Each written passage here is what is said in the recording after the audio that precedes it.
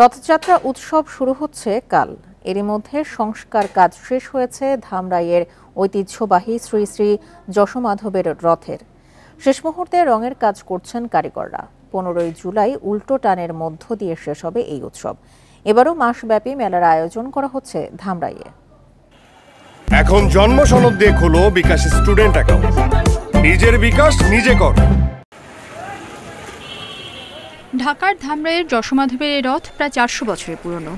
রথযাত্রার উৎসব ঘিরে শেষ মুহূর্তে রং তুলির আঁচড় দেওয়া হচ্ছে। এর আগে করা হয় বেশ কিছু সংস্কার। রোববার উৎসব, তাই ব্যস্ততা শেষ নেই কারিগরদের।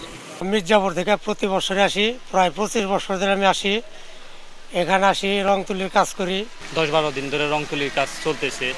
আশা করি 7 তারিখের আগে রং তুলির কাজ সেরে ফেলবো আমরা। দীর্ঘ সময়ে উৎসব সার্বজনীন রূপ পেয়েছে বলে জানান আয়োজকরা। অন্যান্য বছরের মতো এবারও মাসব্যাপী রথ মেলার আয়োজন করেছেন তারা।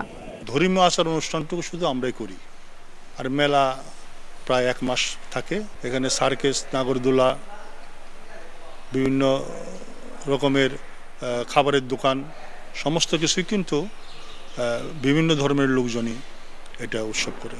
পুরো আয়োজন নিরাপদ ও শান্তিপূর্ণ করতে প্রয়োজনীয় প্রস্তুতি নেওয়া হয়েছে বলে জানিয়েছে উপজেলা প্রশাসন।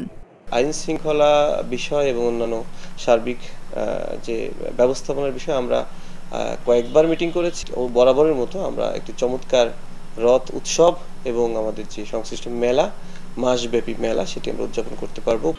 7 জুলাই শুরু হওয়া রথযাত্রা উল্টো টানের মধ্য দিয়ে শেষ হবে 15 জুলাই।